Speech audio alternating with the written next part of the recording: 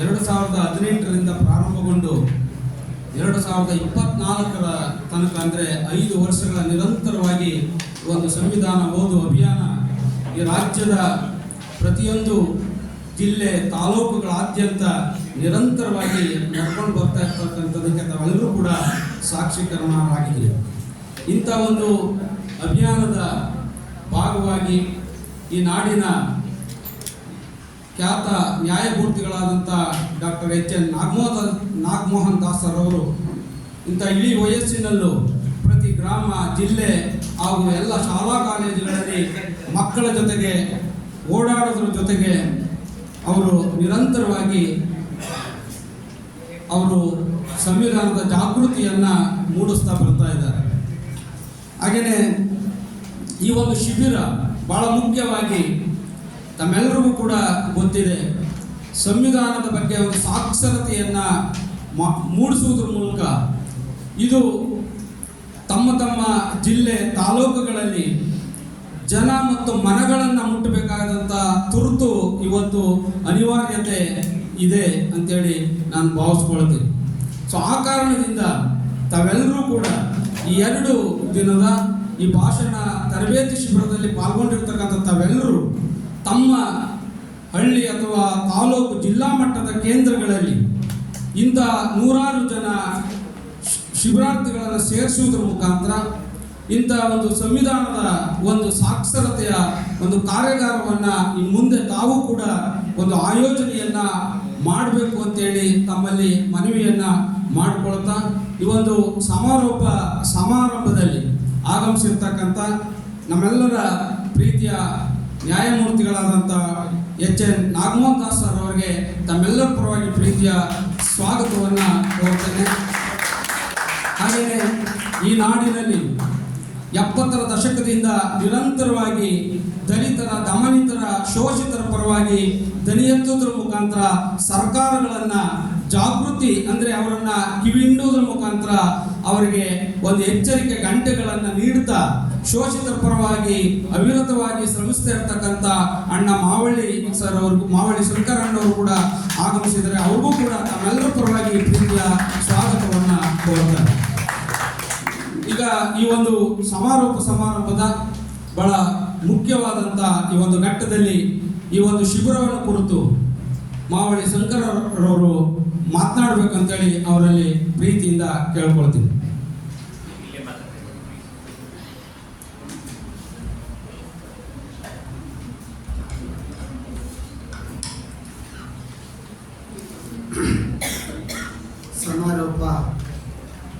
ಸಮಾರಂಭದ ಅಧ್ಯಕ್ಷತೆಯನ್ನು ವಹಿಸಿರುವಂಥ ನ್ಯಾಯಮೂರ್ತಿಗಳಾಗಿರುವಂಥ ನಾಗಮೋಹನ್ ದಾಸರವರೇ, ನಾವು ಅನೇಕ ನ್ಯಾಯಮೂರ್ತಿಗಳನ್ನು ನೋಡಿದ್ದೇವೆ. ಆದರೆ ಸಮಾಜದ ಹೋರೆಕೋರೆಗಳನ್ನು ಗಮನಿಸಿ ಸಮಾಜದಲ್ಲಿ ಒಂದು ಸಮಾನತೆಯ ಆಶಯಗಳನ್ನು ಬಿತ್ತಬೇಕು, ಒಂದು ಸುಖಿ ಪ್ರಜಾಪ್ರಭುತ್ವ ರಚನೆಗೊಳ್ಳಬೇಕು ಅನ್ನುವಂಥ ಒಂದು ಬಹುದೊಡ್ಡ ಆಶಯವನ್ನು ಹೊತ್ತಂಥ ನ್ಯಾಯಮೂರ್ತಿಗಳು ತುಂಬ ಕಡಿಮೆ ಇರ್ತಾರೆ. ಬಹುಶಃ ಅವರೆಲ್ಲ ನಿವೃತ್ತಿ ಆದಮೇಲೆ ಅವರು ಬೇರೆ ಬೇರೆ ರೀತಿಗಳಲ್ಲಿ ತಮ್ಮ ಕಾಲವನ್ನು ಕಳೀತಾ ಇರ್ತಾರೆ. ಆದರೆ ನಾನು ನಮ್ಮ ವೆಂಕಟೇಶ್ ಗೌಡರು ಹೇಳಿದಾಗೆ ಅವರು ಇಳಿಗಾಲದಲ್ಲಿ ಏನಿಲ್ಲ, ಅವರು ಇನ್ನೂ ಗಟ್ಟಿಮುಟ್ಟಾಗಿದ್ದಾರೆ, ಇನ್ನೂ ರಾಜ್ಯವನ್ನು ಸುತ್ತುವಂಥ ನವ ಚೈತನ್ಯ ಅವರಿಗಿದೆ. ಯುವಕರು ಕೂಡ ಅವ್ರ ಮುಂದೆ ಏನೂ ಇಲ್ಲ. ಒಂದು ಚಿರಯೌವನ ಅವರಿಗೀಗ ಬರ್ತಾ ಇದೆ. ಇಂಥ ಒಂದು ಕಾರ್ಯಕ್ರಮವನ್ನು ಆಯೋಜಿಸುವ ಮೂಲಕ ಕಳೆದ ಸುಮಾರು 4 ವರ್ಷಗಳ ಕಾಲ ನಿರಂತರವಾಗಿ ಸಂವಿಧಾನವನ್ನು ಜನರ ಮಧ್ಯೆ ಕೊಂಡೊಯ್ಯುವಂಥ ಬಹುದೊಡ್ಡ ಒಂದು ಅಭಿಯಾನವನ್ನು ನ್ಯಾಯಮೂರ್ತಿಗಳು ಮಾಡ್ತಾ ಇದ್ದಾರೆ. ಹಾಗಾಗಿ ಅನೇಕ ಅವರನ್ನು ನಿಜವಾಗ್ಲೂ ನಾವು ಹೇಳಬೇಕು ಅಂತ ಹೇಳಿದ್ರೆ ಅವರು ಪೀಪಲ್ಸ್ ಜಡ್ಜ್ ಅಂತ ಕರಿಬೋದು. ನಾವು ಜನರ ನ್ಯಾಯಮೂರ್ತಿಗಳವರು, ಜನರಿಗಾಗಿರುವ ನ್ಯಾಯಮೂರ್ತಿಗಳು. ಹಾಗಾಗಿ ಅಂಥ ಒಂದು ಚಿಂತನೆಗಳನ್ನು ಹೊತ್ತಂಥ ಅವರ ಕನಸುಗಳನ್ನು ಇವತ್ತು ನಮ್ಮ ಮುಂದೆ ಅವರು ಅಭಿವ್ಯಕ್ತಿಗೊಳಿಸಿದ್ದಾರೆ. ಆದರೆ ನಿಜವಾಗಲೂ ಕೂಡ ಸಂವಿಧಾನದ ಅರಿವು ಭಾರತೀಯರಿಗೆ ಎಷ್ಟು ಅಗತ್ಯವಾಗಿ ಗೊತ್ತಿದೆ ಅನ್ನುವಂಥದ್ದನ್ನು ನಾವು ಯೋಚನೆ ಮಾಡಿದಾಗ ಸ್ವಾತಂತ್ರ್ಯ ಪೂರ್ವದಲ್ಲಿ ನಮ್ಮ ಸಾಕ್ಷರತೆ ಎಷ್ಟಿದೆ ಅನ್ನೋದು ನಮಗೆಲ್ಲ ಗೊತ್ತಿದೆ. ಸ್ವಾತಂತ್ರ್ಯ ನಂತರದ ಭಾರತದಲ್ಲಿ ನಮ್ಮ ಸಾಕ್ಷರತೆಯ ಪ್ರಮಾಣ ಎಷ್ಟಿದೆ ಅನ್ನೋದನ್ನು ಗೊತ್ತಿದೆ. ಆದರೆ ಸಂವಿಧಾನದ ಸಾಕ್ಷರತೆ ಎಷ್ಟು ಜನಕ್ಕಿದೆ? ಸೊ ಇದು ಬಹುಮುಖ್ಯವಾದಂಥ ಪ್ರಶ್ನೆಯನ್ನು ನಾವು ಹಾಕ್ಕೊಳ್ಬೇಕಾಗತ್ತೆ. ಸಾಕ್ಷರತೆ ಅಂತ ಹೇಳಿದ್ರೆ ಕೇವಲ ಓದ್ಕೊಂಡು ಬುದ್ಧಿವಂತಿಕೆಯ ಪ್ರದರ್ಶನ ಅಂತಲ್ಲ. ಸಂವಿಧಾನವನ್ನು ಸಮರ್ಪಕವಾಗಿ ಅರ್ಥೈಸಿಕೊಳ್ಳುವ ಮೂಲಕ ಅದನ್ನು ತನ್ನ ಜೀವನದ ಭಾಗವನ್ನಾಗಿ ಮಾಡಿಕೊಳ್ಬೇಕು. ಅದು ನಿಜವಾದ ಸಾಕ್ಷರತೆ ಅಂತೇಳಿ ನಾವು ಭಾವಿಸ್ಕೋಬೇಕಾಗತ್ತೆ. ಸೊ ಹಾಗಾಗಿ ಈ ಒಂದು ಅಭಿಯಾನ ಆರಂಭ ಆಗಿರುವಂಥದ್ದು ಸನ್ಮಾನ್ಯ ನ್ಯಾಯಮೂರ್ತಿಗಳ ಜೊತೆಗಿನ ನನ್ನ ಒಡನಾಟ ಅದು 2-3 ದಶಕಗಳಿಂದ ಅವರ ಚಿಂತನೆಗಳ ಮೂಲಕ ನಾನು ನನ್ನ ವ್ಯಕ್ತಿತ್ವವನ್ನು ರೂಪಿಸಿಕೊಂಡಿದ್ದೇನೆ. ನಾವು ವಿದ್ಯಾರ್ಥಿ ದಶೆಯಲ್ಲಿದ್ದಾಗಲೇ ಅವರು ನಮ್ಮ ಅನೇಕ ಶಿಬಿರಗಳಿಗೆ ಬರ್ತಾ ಇದ್ದರು. ಅಲ್ಲಿ ಅನೇಕ ವಿಚಾರಗಳನ್ನು ಮಂಡಿಸ್ತಾ ಇದ್ದರು. ಅವರ ಆ ವಿಚಾರಧಾರೆಗಳಿಂದಲೇ ನಾವು ಇವತ್ತು ನಿಮ್ಮ ಮುಂದೆ ನಿಂತು ಮಾತಾಡೋದಕ್ಕೆ ಸಾಧ್ಯ ಆಗಿದೆ ಅನ್ನೋದನ್ನು ಅತ್ಯಂತ ಧೈರ್ಯವಾಗಿ ಹೇಳುವಂಥದ್ದಕ್ಕೆ ನಮಗೆ ಆ ಶಕ್ತಿ ಬಂದಿರೋದು ಇಂಥ ವಿಚಾರಗಳನ್ನು ಹೇಳುವಂಥ ಆ ಒಂದು ವೈಚಾರಿಕ ಪ್ರಜ್ಞೆಯನ್ನು ನಮಗೆ ಕೊಟ್ಟಂಥವರಿಂದ ಅಂಥದ್ದನ್ನು ನಾನಿಲ್ಲಿ ಹೇಳಕ್ಕೆ ಬಯಸ್ತೇನೆ ಬಂಧುಗಳು. ಒಟ್ಟಾರೆ ನಿನ್ನೆ ಮತ್ತು ಇವತ್ತು ಸಾಕಷ್ಟು ವಿಚಾರಗಳನ್ನು ಇಲ್ಲಿ ಅನೇಕರು ಮಂಡಿಸಿದ್ದಾರೆ. ನನಗಿಲ್ಲಿ ಒಂದು ಝೆನ್ ಮಾಸ್ಟರ್ ನೆನಪಿಗೆ ಬರ್ತಾರೆ. ಆ ಝೆನ್ ಮಾಸ್ಟರ್ ಹತ್ರ ಒಬ್ಬ ಯುವ ಭಿಕ್ಕು ಹೋಗ್ತಾನೆ. ಹೋಗಿ ಕೇಳ್ತಾನೆ, ನೋಡಿ ಮಾಸ್ಟರ್, ನಾನು ಅನೇಕ ಧರ್ಮಗಳನ್ನು ಅಧ್ಯಯನ ಮಾಡಿದ್ದೇನೆ, ಅದರ ತತ್ವಶಾಸ್ತ್ರಗಳನ್ನು ನಾನು ಅಧ್ಯಯನ ಮಾಡಿಕೊಂಡಿದ್ದೇನೆ. ಆದರೂ ಕೂಡ ನನಗೆ ಆಧ್ಯಾತ್ಮದ ಹಸಿವು ಇಂಗುತ್ತಾ ಇಲ್ಲ. ಹಾಗಾಗಿ ನನಗೆ ಆಧ್ಯಾತ್ಮದ ಹಸಿವನ್ನು ಇಂಗಿಸುವಂತಹ ಪರಿಹಾರವನ್ನು ನನಗೆ ನೀವು ತಿಳಿಸ್ಕೊಡ್ಬೇಕು ಅಂತ ಆ ಝೆನ್ ಮಾಸ್ಟರ್ನ ಯುವ ಭಿಕ್ಕು ಕೇಳ್ತಾನೆ. ಆಗ ಝೆನ್ ಮಾಸ್ಟರ್ ಏನು ಮಾತಾಡೋದಿಲ್ಲ. ಅವರು ಒಂದು ಖಾಲಿ ಬಟ್ಟಲು ಮತ್ತು ಒಂದು ಚೊಂಬು ನೀರನ್ನು ತಂದು ಅವನ ಮುಂದೆ ಇಡ್ತಾರೆ. ಸರಿ, ನೀನು ಅದರಲ್ಲಿ ನೀರನ್ನು ಹಾಕ್ತಾ ಹೋಗಪ್ಪ ಅಂತಾರೆ. ಅವನು ನೀರನ್ನು ಹಾಕ್ತಾ ಹೋಗ್ತಾ ಇರ್ತಾನೆ. ಕೊನೆಗೆ ಆ ಏನು ಚಂಬಲ್ಲಿದ್ದಂಥ ನೀರನ್ನು ಅವನು ಗ್ಲಾಸ್ಗೆ ಸುರಿತಾನೆ. ಆ ನೀರು ಗ್ಲಾಸ್ ತುಂಬಿ ಹೊರಗಡೆ ಬಂದ್ಬಿಡುತ್ತೆ. ಆದರೂ ಸುರಿತಾನೆ ಇರ್ತಾನೆ. ಇವರು ಸುಮ್ಗೆನೇ ಇರ್ತಾರೆ. ನೀವು ನಾನು ನೀರು ಚೆಲ್ತಾ ಇದೆಯಲ್ಲ, ನೀವು ಸುಮ್ಗೆನೇ ಇದ್ದೀರಲ್ಲ ಗುರುಗಳೇ ಅಂದಾಗ, ನಿನ್ನ ತಲೆಯೆಲ್ಲ ತುಂಬ್ಕೊಂಡ್ಬಿಟ್ಟಿದ್ದೆ, ನಾನು ಇನ್ನೇನಪ್ಪ ನಿನ್ಗೆ ಹೇಳಬೇಕಾಗಿದೆ ಅಂತ ಹೇಳ್ತಾರೆ. ಈಗ ಯಾಕೆ ಈ ಮಾತನ್ನು ನಾನು ಹೇಳಕ್ಕೆ ಹೊರಟಿದ್ದೀನಿ ಅಂದರೆ, ನಿನ್ನೆಯಿಂದ ಸಾಕಷ್ಟು ನೀವು ತುಂಬಿಸ್ಕೊಂಡ್ಬಿಟ್ಟಿದ್ದೀರಿ.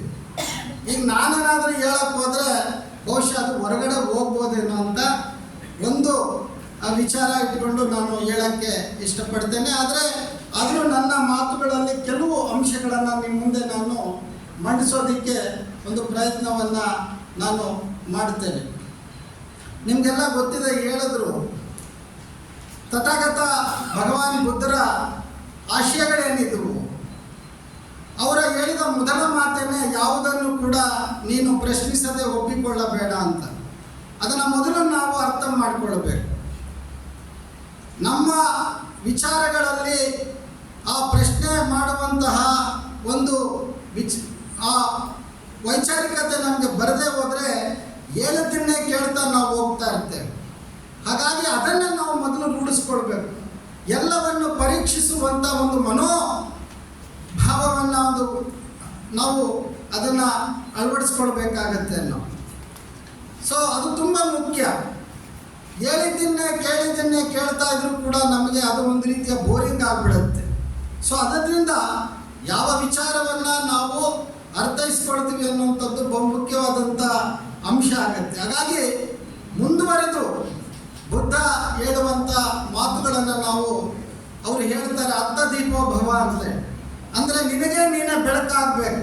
ಯಾರೋ ಬಂದು ನಮಗೆ ದಾರಿ ತೋರಿಸ್ತಾರೆ, ಆ ದಾರಿಯಲ್ಲಿ ನಾವು ಹೋಗ್ಬೇಕು ಅನ್ನೋದಕ್ಕಿಂತ ಆ ದಾರಿಯ ದೀಪದ ಬೆಳಕೆ ನಾವು ಆಗಬೇಕು ಅನ್ನುವಂಥ ಮಾತನ್ನು ಬುದ್ಧ ಹೇಳುವಂಥದ್ದನ್ನು ನಾವಿಲ್ಲಿ ಸೂಕ್ಷ್ಮವಾಗಿ ಗಮನಿಸಬೇಕಾಗತ್ತೆ.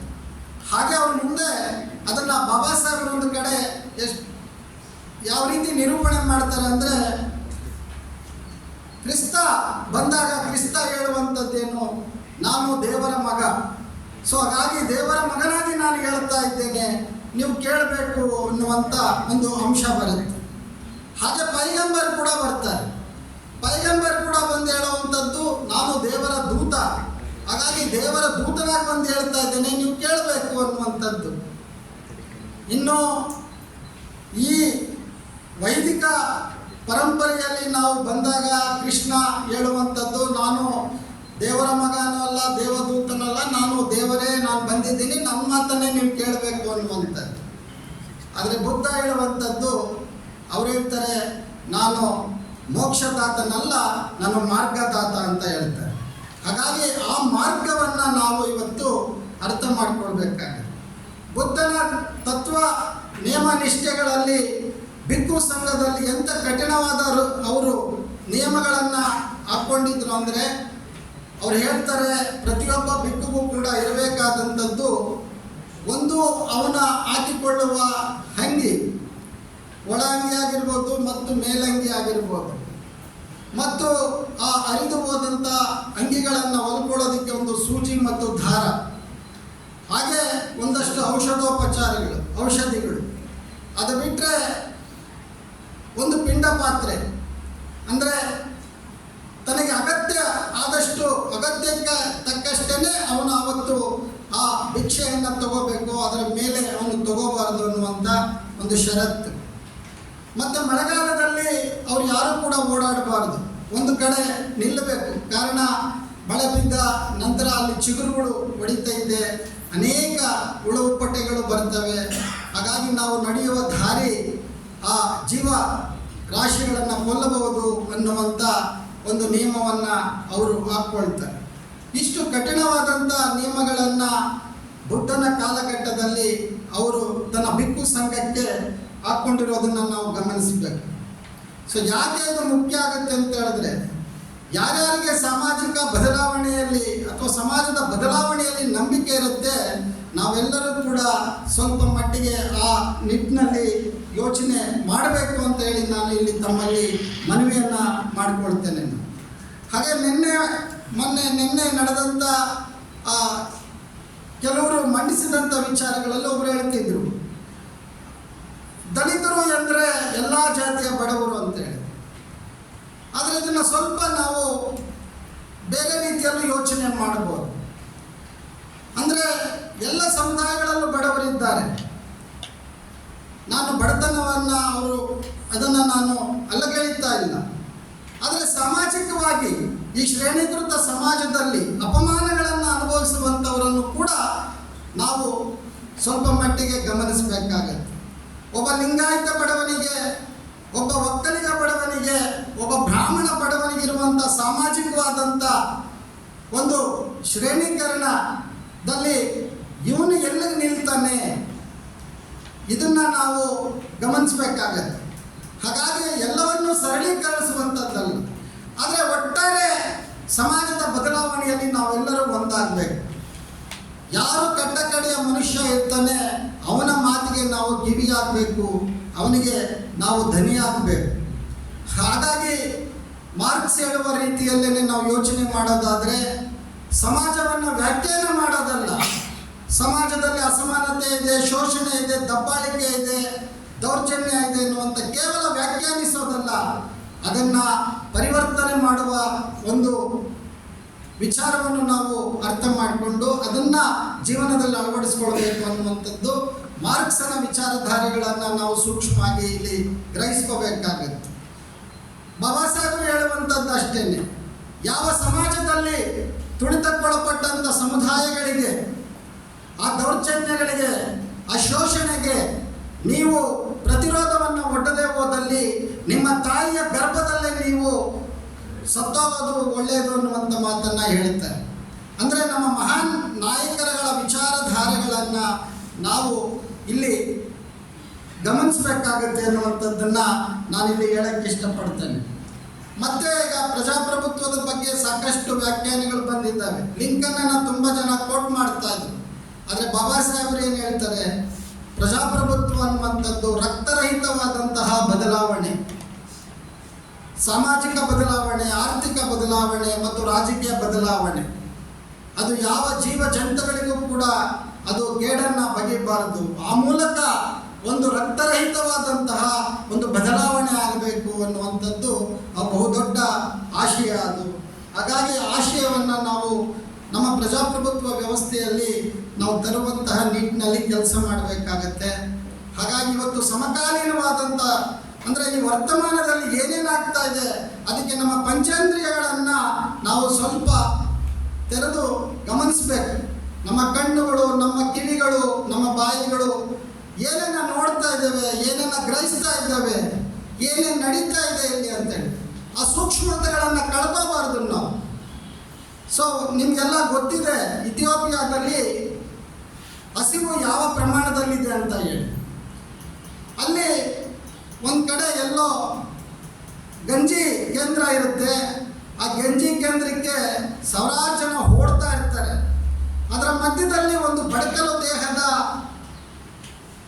ಅತ್ಯಂತ ಶಕ್ತಿಯುತವಾದಂಥ ಒಂದು ಮಗು ಕೂಡ ತೆವಳ್ಕೊಂಡು ಹೋಗ್ತಾ ಇರುತ್ತೆ. ಆ ಸಂದರ್ಭದಲ್ಲಿ ಯಾರೂ ಕೂಡ ಮಗುನ ನೋಡೋದಿಲ್ಲ, ಯಾಕಂದರೆ ಅವರಿಗೆ ಅವರದೇ ಆದಂಥ ಹಸಿವನ್ನು ಹಿಂಗಿಸ್ಕೊಳ್ಬೇಕು ಅಂತೇಳಿ ಓಡ್ತಿರ್ತಾರೆ.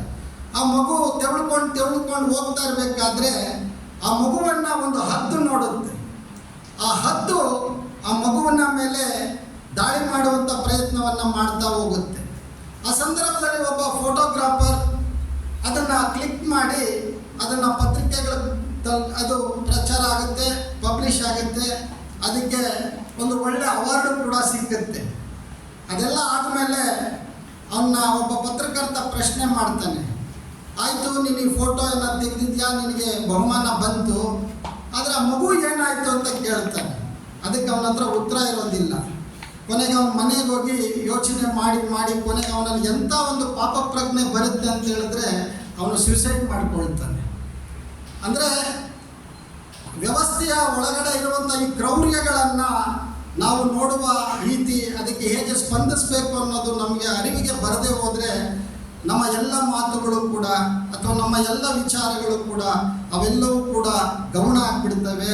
ಆ ಹಿನ್ನೆಲೆಯಲ್ಲಿ ಇವತ್ತು ವರ್ತಮಾನದಲ್ಲಿ ಏನೆಲ್ಲ ಆಗ್ತಾ ಇದೆ ಅದರ ಬಗ್ಗೆ ನಾವು ಹೆಚ್ಚು ಮಾನವೀಯ ಅಂದರೆ ನಮ್ಮ ಪಂಚೇಂದ್ರಿಯಗಳನ್ನು ನಾವು ಸರಿಯಾಗಿ ಅದನ್ನು ಗ್ರಹಿಸಿಕೊಳ್ಳುವಂಥದ್ದನ್ನು ನಾವು ಗಮನಿಸಬೇಕು ಅನ್ನುವಂಥದ್ದನ್ನು ಈ ಸಂದರ್ಭದಲ್ಲಿ ಹೇಳ್ತಾ, ಇಂಥ ಅನೇಕ ಶಿಬಿರಗಳು, ಅಧ್ಯಯನ ಶಿಬಿರಗಳು ನಮ್ಮಂಥ ಕಾರ್ಯಕರ್ತರನ್ನು ಸಾಕಷ್ಟು ಇವತ್ತು ಅದು ನಮ್ಮಲ್ಲಿ ಒಂದು ವೈಚಾರಿಕ ಪ್ರಜ್ಞೆಯನ್ನು, ಒಂದು ಸೈದ್ಧಾಂತಿಕ ಬದ್ಧತೆಯನ್ನು ಅದು ಮೂಡಿಸಿರೋದಕ್ಕೆ ಇಂಥ ಶಿಬಿರಗಳೇ ಹೆಚ್ಚು ಪ್ರಯೋಜನಕಾರಿ. ಹಾಗಾಗಿ ತಾವೆಲ್ಲ ಕೂಡ ತಾವು ಬಂದಿದ್ದೀರಿ, ಉಪನ್ಯಾಸಕರುಗಳು ಇದ್ದಾರೆ, ವಿದ್ಯಾರ್ಥಿಗಳು ಇದ್ದಾರೆ. ಖಂಡಿತ ಇದೊಂದು ಒಳ್ಳೆಯ ಯಶಸ್ವಿ ಅಧ್ಯಯನ ಶಿಬಿರ. ಅದರಲ್ಲೂ ಕೂಡ ಭಾಷಣ ಅನ್ನುವಂಥದ್ರ ಬಗ್ಗೆನೇ ನಿನ್ನೆ ನಮ್ಮ ನ್ಯಾಯಮೂರ್ತಿಗಳು ಕೂಡ ಒಂದು ಅವರ ಲೇಖನನ್ನು ಕೂಡ ಕೊಟ್ಟಿದ್ದಾರೆ. ಅದನ್ನು ಕೂಡ ತಾವು ಓದ್ಕೊಂಡಿದ್ದೀರಿ. ಈ ಎಲ್ಲ ಅಂಶಗಳನ್ನು ಗಮನದಲ್ಲಿ ಇಟ್ಕೊಂಡು ನಾವು ಮುಂದೆ ಸಮಾಜದ ಈ ಪರಿವರ್ತನೆಯಾಗಿ ಯಾವ ರೀತಿ ನಾವು ಸಹಕಾರಿಯಾಗ್ಬೋದು, ಕನಿಷ್ಠ ನಮ್ಮ ಪರಿಸರಗಳಲ್ಲಿ ನಾವು ಯಾವ ರೀತಿ ಅದಕ್ಕೆ ಧ್ವನಿಯಾಗ್ಬೋದು, ಇದನ್ನು ಗಮನದಲ್ಲಿ ಇಟ್ಕೊಂಡು ನಾವು ಕಾರ್ಯನಿರ್ವಹಿಸೋಣ ಅನ್ನುವಂಥ ಮಾತನ್ನು ಹೇಳಿ ಈ ಒಂದು ಸಂದರ್ಭದಲ್ಲಿ ಸಮಾರೋಪದ ನುಡಿಗಳನ್ನು ನಿಮ್ಮ ಜೊತೆ ಹಂಚ್ಕೊಳ್ಳೋದಕ್ಕೆ ಅವಕಾಶ ಮಾಡಿಕೊಟ್ಟಂಥ ನಮ್ಮ ಅಭಿಯಾನದ ಎಲ್ಲ ಪದಾಧಿಕಾರಿಗಳಿಗೆ, ವಿಶೇಷವಾಗಿ ನ್ಯಾಯಮೂರ್ತಿಗಳಿಗೆ ಮತ್ತು ತಮಗೆ ವಂದಿಸಿ ನನ್ನ ಮಾತುಗಳಿಗೆ ವಿರಾಮ ಆಡ್ತೇನೆ. ಜೈ ಭೀಮ್, ಜೈ ಭಾರತ್. ಪ್ರಸ್ತುತ ದಿನಗಳಲ್ಲೂ ಅಂಬೇಡ್ಕರ್ ವಾದ, ಹಾಗೆಯೇ ಬುದ್ಧ ಮಾರ್ಗ ಎಷ್ಟು ಪ್ರಸ್ತುತತೆ ಎನ್ನುವುದರ ಬಗ್ಗೆ, ಹಾಗೆಯೇ ಸಂವಿಧಾನದ ಪ್ರಸ್ತುತತೆಯ ಬಗ್ಗೆ ಬಹಳ ಮೌಲಿಕವಾದಂಥ ಮಾತುಗಳನ್ನಾಡುವಂಥ ಅಂಬೇಡ್ಕರ್ ವಾದದ ದಲಿತ ಸಂಘರ್ಷ ಸಮಿತಿಯ ರಾಜ್ಯ ಸಂಚಾಲಕರಾದಂಥ ಮಾವಡಿ ಶಂಕರ್ ಅವರಿಗೆ ತಮ್ಮೆಲ್ಲರ ಪರವಾಗಿ ಪ್ರೀತಿಯ ಧನ್ಯವಾದಗಳನ್ನು ಅರ್ಪಿಸ್ತೇನೆ. ಸಂಗಾತಿಗಳೇ, ಈಗ ಸಾಂಕೇತಿಕವಾಗಿ 2 ದಿನಗಳಿಂದ ಏನು ಶಿಬಿರದಲ್ಲಿ ಪಾಲ್ಗೊಂಡಿದ್ದೀರ, ತಮಗೆ ಸಾಂಕೇತಿಕವಾಗಿ ನ್ಯಾಯಮೂರ್ತಿಗಳ ಮೂಲಕ ತಮಗೆ ಒಂದು 5 ಪ್ರಮಾಣ ಪತ್ರಗಳನ್ನು ನಾವು ನೀಡ್ತಾ ಇದ್ದೀವಿ. ಹೆಸರು ಕರೆದಂಥವರು ದಯಮಾಡಿ ಸ್ವೀಕರಿಸಬೇಕು. ಅದಾದ ನಂತರದಲ್ಲಿ ನಾವು ತಮಗೆ ಪ್ರಮಾಣ ಪತ್ರಗಳನ್ನು ನೀಡಲಾಗುತ್ತೆ.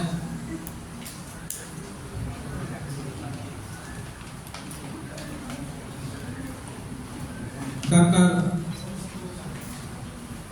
ಶೀಲ್ವಂತ್ ಸಂಜೀವ್ ಕುಮಾರ್ ದಯಮಾಡಿ ಮೇಲ್ಗಡೆ ಬಂದು ತಮ್ಮ ಪ್ರಮಾಣ ಪತ್ರವನ್ನು ಸ್ವೀಕರಿಸಬೇಕು ಅಂತೇಳಿ ಕೇಳ್ಕೊಳ್ತೀವಿ. ಹಾಗೆ ಮಲ್ಲಿಕಾರ್ಜುನ ಸ್ವಾಮಿ ಎಸ್, ಮಮತಾ ರಾಣಿ SN,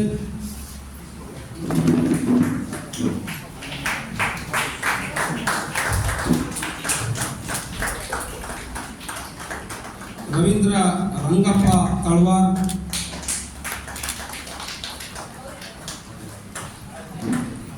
ಡಾಕ್ಟರ್ ಮಂಜು ಟಿ,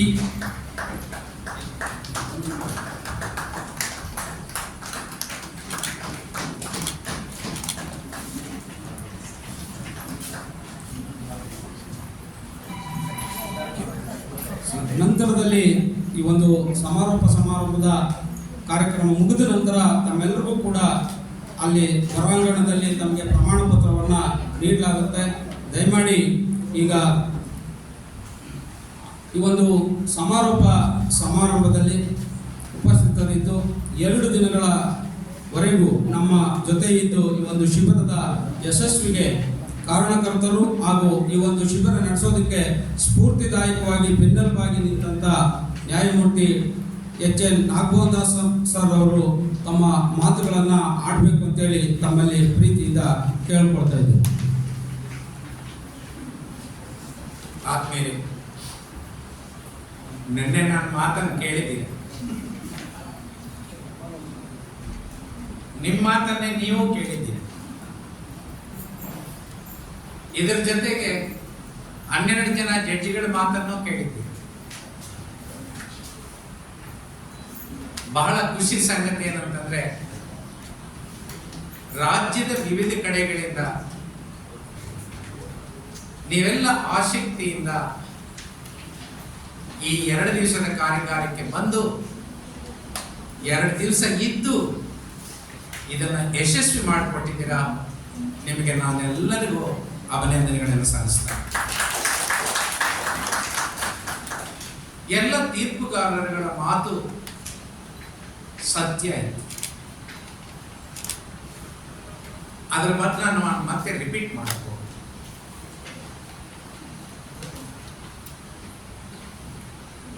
ನೀವೆಲ್ಲರೂ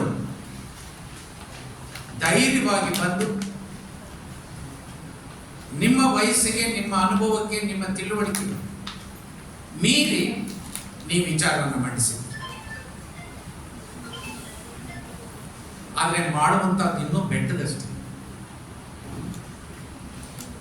ನಾವು 22 ಸಬ್ಜೆಕ್ಟ್ಗಳನ್ನು ಆಯ್ಕೆ ಮಾಡಿ ನಿಮ್ಗೆ ಕೊಟ್ಟಿದ್ವಿ.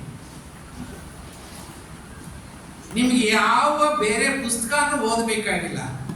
ಈ ಸಂವಿಧಾನ ಓದು ಪುಸ್ತಕದಲ್ಲಿ ನಾವೇನು ಬರ್ತಿದ್ದೀವಿ ಅದನ್ನೇ ಸಬ್ಜೆಕ್ಟ್ಗಳನ್ನಾಗಿ ನಿಮ್ಗೆ ಕೊಟ್ಟಿದ್ವಿ. ಆದರೆ 90% speakers have not refer to it. Please remember. ನೀವು ಅದನ್ನು ಓದ್ಕೊಂಡಿದ್ರೆ ಸಾಕಾಗ್ತದೆ. ಈಗಲೂ ಕೂಡ ನೀವು ಮಾಡಬೇಕಾಗಿರ್ತಕ್ಕಂಥದ್ದು ಏನೇನು ನೀವು ಸಬ್ಜೆಕ್ಟ್ಗಳು ಮಾತಾಡಿದ್ದೀರಾ ಅದನ್ನ ಇನ್ನೊಂದಷ್ಟು ಪರಿಪಕ್ವವಾಗಿ ಹೇಳೋದಕ್ಕೆ ಸಾಧ್ಯ. ಯಾಕೆ ಅಂತಂದ್ರೆ ಇಲ್ಲಿ ನೀವು ಮಾತಾಡಿದ್ರೆ ನಿಮ್ಮನ್ನು ಯಾರು ಪ್ರಶ್ನೆ ಮಾಡಲಿಲ್ಲ, ಜಡ್ಜಿಗಳು ಮಾತ್ರ ನಿಮ್ಮನ್ನು ವಿಮರ್ಶೆ.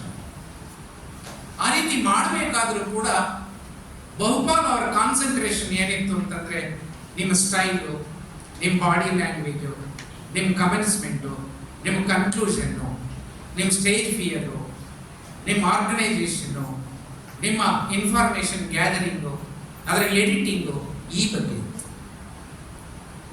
ಆದರೆ ನಾಳೆ ದಿವಸ ನೀವು ಸಾರ್ವಜನಿಕರ ಮುಂದೆ ಹೋಗಿ ನಿಂತು ಮಾತಾಡಿದ್ರೆ ಪ್ರಶ್ನೆಗಳು ಬರ್ತವೆ.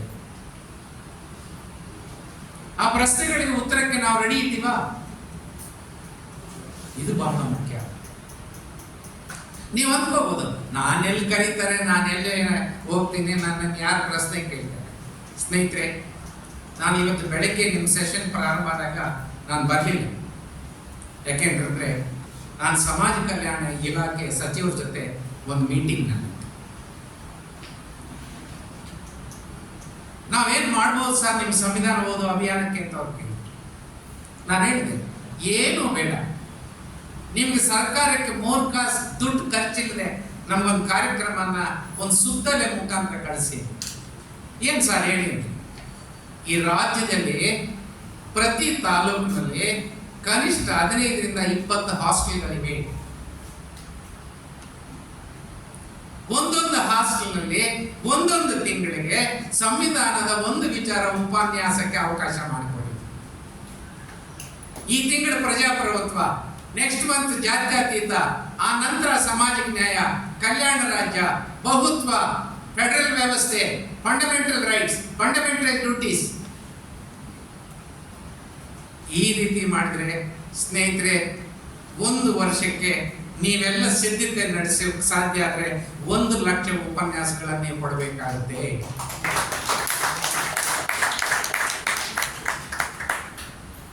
ನೀವು ಅದಕ್ಕೆ ಸಿದ್ಧತೆ ಮಾಡ್ಕೊಳ್ಳಿ. ನಮ್ಗೆ ಒಂದೊಂದು ತಾಲೂಕಿಗೆ 10 ಜನ ಬೇಕಾಗಿದೆ. ಈ ತಿಂಗಳ 10 ಹಾಸ್ಟೆಲ್ಗೆ ಹೋಗಿ 10 ಜನ ನೀವು 10 ವಿಚಾರಗಳು ಮಾತಾಡಿ ಬಂದ್ರೆ ನೆಕ್ಸ್ಟ್ ಮಂತ್ ಅಲ್ಲಿ ಇನ್ನೊಂದು 10 ಬೇಕು.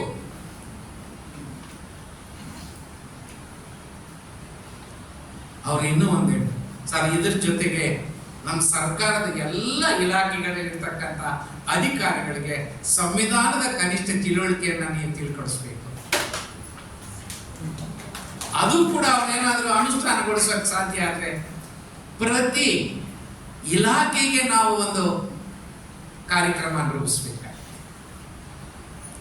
ನೀವ್ಯಾರು ದುಡ್ಡು ಹಾಕ್ಬೇಕಾಗಿಲ್ಲ, ಜನ ಸೇರಿಸಬೇಕಾಗಿಲ್ಲ, ಹಾಲ್ ಬುಕ್ ಮಾಡಬೇಕಾಗಿಲ್ಲ, ಮೈಕ್ ಕಟ್ಟಬೇಕಾಗಿಲ್ಲ, ವಿಚಾರ ಅಂತೋಲ್ವಿ ನೀವು ಹೇಳ್ಬೇಕಾ.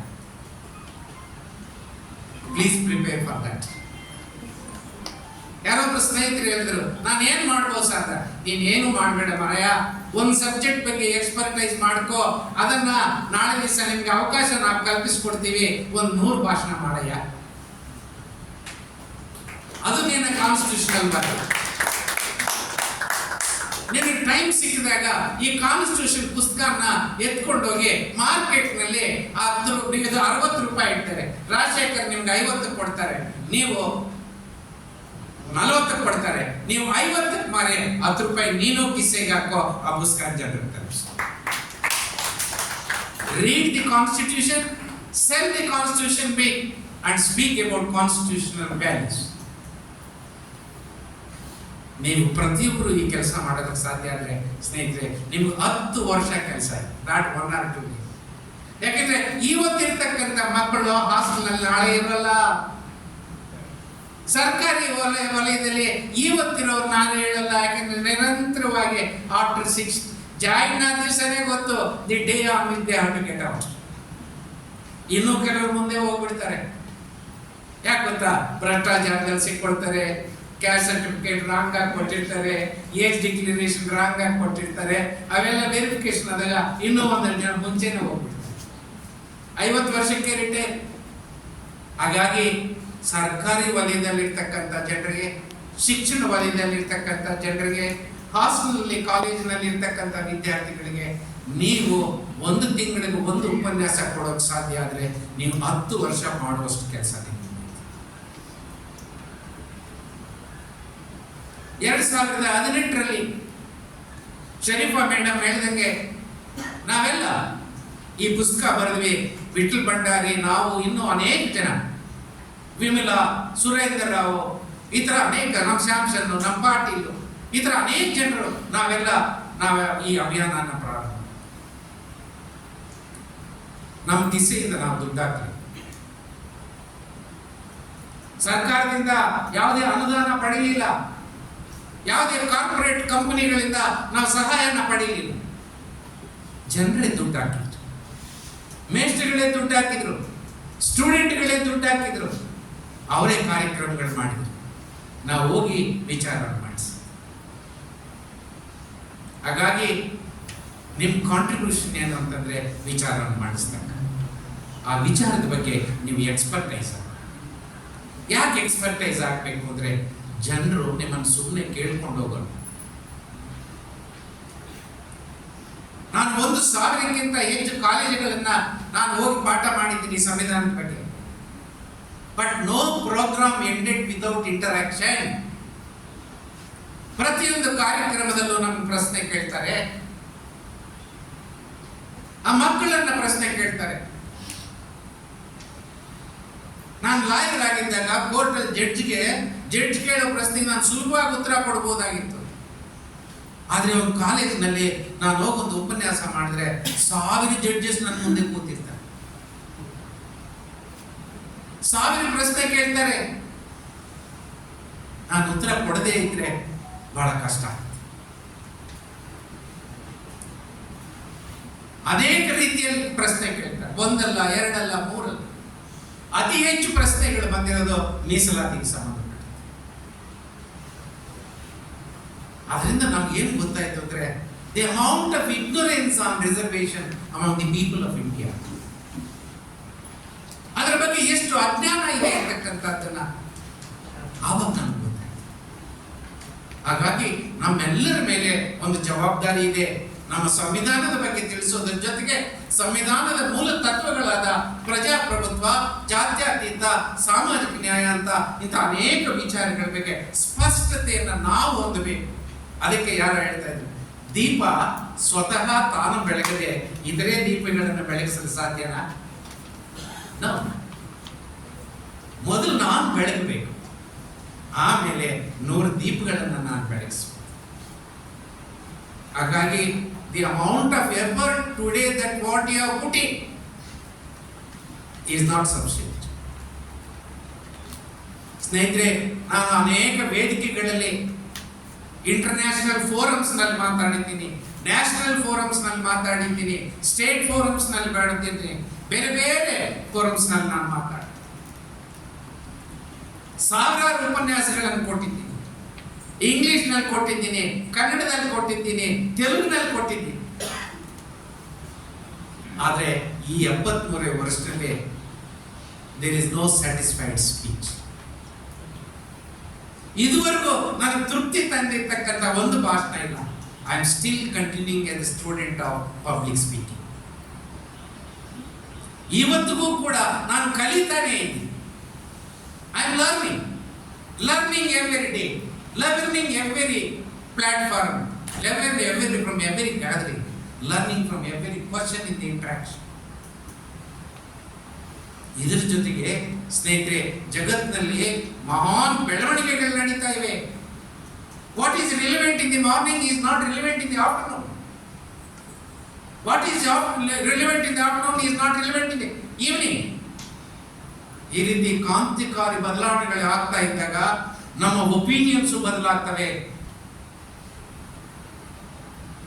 ನಾವೆಲ್ಲ ಕಾಂಪ್ಯೂಟರ್ಗಳು ಬಂದಾಗ ಕಾಂಪ್ಯೂಟರ್ಗಳಿಂದ ನಿರುದ್ಯೋಗ ಜಾಸ್ತಿ ಆಗುತ್ತೆ ಅಂತ ಹೇಳಿ ನಾವು ಡೆಮಾನ್ಸ್ಟ್ರೇಷನ್ ಮಾಡಿ ನಾನು 5 ಸಲ ಪೊಲೀಸ್ ಸ್ಟೇಷನ್ ಹೋಗಿ, but we could stop the computers. ಇವತ್ತು ನಾನು ಕಾಂಪ್ಯೂಟರ್ ಇಲ್ಲದೆ ಇದ್ರೆ ನನ್ನ ದಿನದಲ್ಲಿ ಕೆಲಸನೇ ಇಲ್ಲ. ವಿಜ್ಞಾನದ ಸಾಧನೆಗಳನ್ನ ನಾವು ತಡೆಯೋಕ್ ಸಾಧ್ಯ ಇಲ್ಲ, ಆದ್ರೆ ನಿಯಂತ್ರಣ ಮಾಡೋಕ್ ಸಾಧ್ಯ.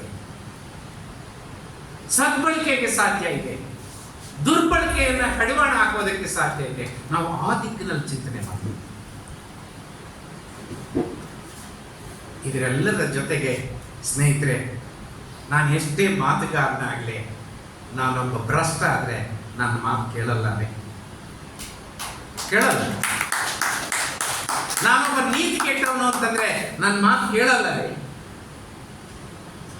ನಾನು ಮೈಕ್ ಮುಂದೆ ಹೇಳ್ಬೋದು ಪ್ರಜಾಪ್ರಭುತ್ವನ್ನ, ಆದ್ರೆ ನನ್ನ ಮನೆಯಲ್ಲಿ ನಾನು ಅಪ್ರಜಾಪ್ರಭುತ್ವವಾಗಿ ನಡ್ಕೊಂಡಾಗ ನನ್ನ ಕಡೆ ಕೆಳಗಡೆ ಕೆಲಸ ಮಾಡ್ತಕ್ಕಂಥ ಕೆಲಸಗಾರರ ಜೊತೆ ನಾನು ಅನ್ಡೆಮೊಕ್ರೆಟಿಕ್ ಆಗಿ ನಡೆಸ್ಕೊಂಡಾಗ no, people will not accept you as a speaker.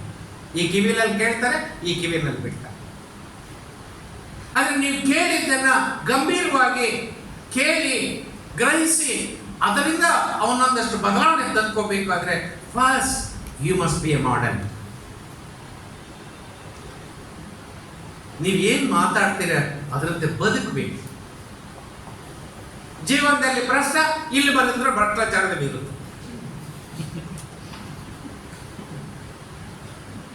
ಎಲ್ಲ ವಿಚಾರಗಳು ಜಾತಿವಾದ, ಇಲ್ಲಿ ಬಂದರೆ ಜಾತಿ. ಬೇರೆ ಇವರ ದಲಿತರು ಉದ್ಧಾರ ಆಗಬೇಕು ಅದು ಇದು ಅಂತ ಹೇಳ್ತಕ್ಕಂಥದ್ದು. ಇಲ್ಲಿ ನನ್ನ ಇಶ್ಯೂ ಬಂದಾಗ ನಾನು ಸಾಮಾಜಿಕ ವಿರುದ್ಧವಾದಂತಹ ಒಂದು ತೀರ್ಪು ಬರೆದೆ. I must leave. ಅದು ನನ್ನ ಕೆಲಸದಲ್ಲಿ ರಿಫ್ಲೆಕ್ಟ್ ಆಗಬೇಕು. ನನ್ನ ಜಡ್ಜ್ಮೆಂಟ್ ನಲ್ಲಿ ನಾನು ಸಾಮಾಜಿಕ ನ್ಯಾಯನ ತರದೇ ಇದ್ರೆ I am unfit to be a speaker on social justice. ನನ್ನ ಕೈಗಡೆ ಕೆಲಸ ಮಾಡ್ತಕ್ಕಂಥ ಹೆಣ್ಣು ಮಕ್ಕಳನ್ನ ನನ್ನ ಅಕ್ಕ ತಂಗಿರಂತೆ, ನನ್ನ ಮಗಳಂತೆ ನಾನು ನೋಡ್ಕೊಳ್ಳೋಕ್ಕೆ ಸಾಧ್ಯ ಆಗದೆ ಇದ್ರೆ I have no moral right to speak on gender inequality. ಹಾಗಾಗಿ ನಮ್ಮ ನೈತಿಕ ಬದುಕು ಕೂಡ ಅಷ್ಟೇ, ಅದನ್ನು ನೀವು ಕಾಪಾಡ್ಕೋಬೇಕು. ಇಡೀ ಜೀವಮಾನದಲ್ಲಿ ನೀವು 10-20 ವರ್ಷ ಮಾಡಿರ್ತಕ್ಕಂಥ ಸಾಧನೆ ಯಾವುದೋ ಒಂದು ಕ್ಷಣದಲ್ಲಿ ಜಾರಿ ಬಿದ್ದೋಗ್ಬೋದು. ಅದನ್ನು ಸರಿಪಡಿಸ್ಕೊಳ್ಳಿಕ್ಕೆ ಜೀವಮಾನದ ಸ್ಟ್ರಗಲ್ ಮಾಡಬೇಕು. EMS ನಮೂದ್ರಿಪಾದ್ ಅವರು ಒಂದು ಉಪನ್ಯಾಸ ನಾನು ತರ್ಜಮೆ ಮಾಡಿದೆ ಒಂದು 35 ವರ್ಷಗಳ ಹಿಂದೆ. ಅವರೊಂದು ಕಡೆ ಹೇಳಿದರು, ಮಗು ಜಾರೆ ಬಂಡಿಯಲ್ಲಿ ಜಾರಕ್ಕೆ ಶುರು ಮಾಡಿದ್ರೆ ಅದು ಬಂದು ಕೆಳಗಡೆ ಬಿದ್ದುಬಿಡ್ಬೇಕು. ಅದು ಮಗು ಮಧ್ಯದಲ್ಲಿ ನಿಂತು ರಿವರ್ಸ್ ಹೋಗೋಕ್ಕಾಗ. ಮತ್ತೆ ಮೇಲ್ಗಡೆ ಬರಬೇಕು ಅಂದ್ರೆ ಕೆಳಗಡೆ ಬಿದ್ದುಬಿಟ್ಟು ಮೆಟ್ಲ್ ಮೇಲ್ ಅಂತ ಆಗ್ಬೇಕು. ಅಷ್ಟೊಂದು ನಿನ್ಗೆ 85 ವರ್ಷ ಆಗಿದೆ.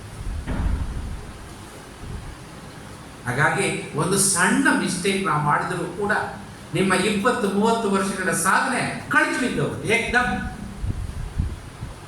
ನಿಮ್ಮ ಮುಂದೆ ಅಂತ ಅನೇಕ ಉದಾಹರಣೆಗಳಿವೆ. ಅನೇಕ ಜನರು ಇಡೀ ಜೀವಮಾನದಲ್ಲಿ ಅನೇಕ ಸಾಧನೆಗಳನ್ನು ಮಾಡಿ ಜನರ ವಿಶ್ವಾಸನ ಪ್ರೀತಿಯನ್ನ ಗಳಿಸಿದ್ರು ಸಣ್ಣ ಸಣ್ಣ ತಪ್ಪುಗಳಿಗೆ ಜಾರಿ ಬಿದ್ದರು. ಹೀಗಾಗ್ಬಾರ್ದು. ನೋ. ಹಾಗಾಗಿ ನೀವು ವಿಚಾರವಂತರೂ ಆಗಬೇಕು, ನೈತಿಕವಾಗಿ ಅಷ್ಟೇ ಗಟ್ಟಿಯಾಗಿ ವಿಚಾರ ಇದ್ದು ನೈತಿಕತೆ ಇದ್ದು ಕಮ್ಯುನಿಕೇಟ್ ಆಗದೆ ಇದೆ. ಕಮ್ಯುನಿಕೇಟ್ ಆಪರ್ಚುನಿಟೀಸ್ ಇಲ್ವಾದ್ರೆ ನಾನು ಹೇಳಿದಲ್ಲ, ಇನ್ನು 10 ವರ್ಷ ನೀವು ಭಾಷಣಗಳು ಮಾಡೋಕ್ಕೆ ರೆಡಿ ಇದ್ರೆ ಅವಕಾಶಗಳು ನಿಮ್ಮ ಮುಂದೆ. ಅದಕ್ಕೊಂದು ವೇದಿಕೆ ತಯಾರಾಗ್ತಾರೆ. ನಮಗೂ ಅನಿಸಿರ್ಲಿಲ್ಲ ಈ ಪುಸ್ತಕನ 2018ರಲ್ಲಿ ನಾನು ಈ ಪುಸ್ತಕ ಬರೆದಾಗ ಇದಕ್ಕೆ ಇಷ್ಟು ಮಾನ್ಯತೆ ಸಿಗುತ್ತೆ ಅಂತ ನಾನು ಅಂದ್ಕೊಂಡಿದ್ದೆ. I honest. ವಿಠಲ್ ಭಂಡಾರಿ ಅವರು ಬೆಂಗಳೂರಿನಲ್ಲಿ ಯಾವುದೋ ಒಂದು ಕಾರ್ಯಕ್ರಮದಲ್ಲಿ ಸಿಕ್ಕಿ, ಸರ್ ಈ ಥರ ಒಂದು ಬರ್ಕೊಡ್ಬೇಕು ಅಂತ. ಬಿಟ್ಲ, ನಾನು ಬೇಸಿಕ್ ಆಗಿ ರೈಟರ್ ಅಲ್ಲ, I am A student of law, ಪ್ರಯತ್ನ ಮಾಡ್ತೀನಿ. ಇಲ್ಲ ಸರ್ ನೀವು ಮಾಡ್ಬೋದು, ನೀವು ಮಾಡಿ, ಟೈಮ್ ಕೊಡಬೇಡ. ಇಲ್ಲ ಸರ್ ಕೊಡೋಲ್ಲ. ಅದೇ 1.5 ತಿಂಗಳಿನಲ್ಲಿ 170 ಪೇಜು ರಿಟರ್ನ್ ಸ್ಕ್ರಿಪ್ಟ್ ರೆಡಿ ಆಯ್ತು. ನಾವೆಲ್ಲ ಕೂತು ಚರ್ಚೆ ಮಾಡಿ ಅಡಿಷನ್ಸು ಡಿಲಿಷನ್ಸು ಮಾಡಿ ಎಡಿಟ್ ಮಾಡಿ 2018 ಆಗಸ್ಟ್ 25ರಲ್ಲಿ ಈ ಪುಸ್ತಕ ಲೋಕಾರ್ಪಣೆ.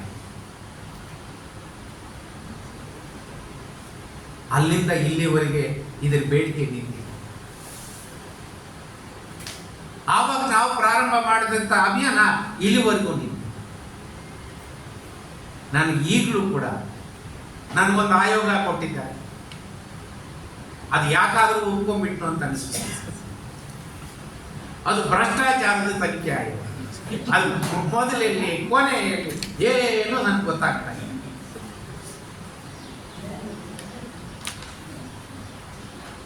ಇದರ ಜೊತೆಗೆ ನೀವು ಈ ಭ್ರಷ್ಟಾಚಾರ ತನಿಖೆ ಮಾಡಿ, ಆ ಭ್ರಷ್ಟಾಚಾರ ತನಿಖೆ ಮಾಡಿದ ಇನ್ನೊಂದಷ್ಟು ಹೊರೆಯಾಗಿ ಇಷ್ಟೆಲ್ಲ ಕಾರ್ಯದ ಒತ್ತಡಗಳ ಮಧ್ಯ ಕೂಡ ನಾನು ತಿಂಗಳಿಗೆ ಕನಿಷ್ಠ 10 ಕಡೆ ಸಂವಿಧಾನದ ಬಗ್ಗೆ ನಾನು ಪಾಠ ಮಾಡ್ತಾ ಇದ್ದೆ. ಪ್ರತಿ ದಿವಸ ನನಗೊಂದು ಇನ್ವಿಟೇಷನ್ ಬರ್ತಾ ಇದೆ, ಆದರೆ ನಾನು ಎಲ್ಲ ಇನ್ವಿಟೇಷನ್ಗಳನ್ನು ಆನರ್ ಮಾಡೋಕ್ಕೆ ಸಾಧ್ಯ ಆಗ್ತಾ ಇಲ್ಲ. ಹಾಗಾಗಿ 100 ಅಲ್ಲ, ಸಾವಿರ ಗಟ್ಟಲೆ ನಾಗಮೋಹನ್ ದಾಸ್ಗಳು, ಮಾವಳ್ಳಿ ಶಂಕರ್ಗಳು ತಯಾರಾಗಬೇಕು. ಅವರು ಜನರನ್ನು ತಲುಪಬೇಕು. This is not A one mans job. ಹಾಗಾಗಿನೇ ಬಹಳ ಹೆಮ್ಮೆಯಿಂದ ನಾನು ಹೇಳ್ಕೊಡ್ತೀನಿ, ಇವತ್ತು ರಾಜಶೇಖರ್ ಮೂರ್ತಿ ಆಗ್ಬೋದು, ರಾಜಶೇಖರ್ ಕಿಕ್ಕ ಆಗ್ಬೋದು, ರಾಜಣ್ಣ ಆಗ್ಬೋದು, ಪಾಪಣ್ಣ ಆಗ್ಬೋದು, ಭಾಷಾ ಆಗ್ಬೋದು, ಇವರೆಲ್ಲರೂ ನಮ್ಮ ಹರಿ ಆಗ್ಬೋದು, ಶ್ರೀ ಹರಿ ಆಗ್ಬೋದು, ಇವರೆಲ್ಲ ಕೈ ಜೋಡಿಸಿ ಇದನ್ನೊಂದು ಯಶಸ್ವಿ ಮಾಡಿ. Because of collective work, because of team work, because of pooling of minds, pooling of energies, pooling of resources, ಇವು ಇದು ಮಾಡ್ತಾರೆ.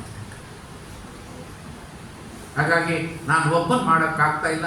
ಇದರ ಹಿಂದೆ ಒಂದು ದೊಡ್ಡ ಬಳಗ ಇದೆ. ಆ ಬಳಗಕ್ಕೆ ಈ ಕೀರ್ತಿ ಸಲ್ಲಬೇಕಾಗಿದೆ, ಈ ಅಭಿನಂದನೆಯನ್ನು ನಾನು ಅವ್ರಿಗೆ ಸಲ್ಲಿಸಬೇಕು.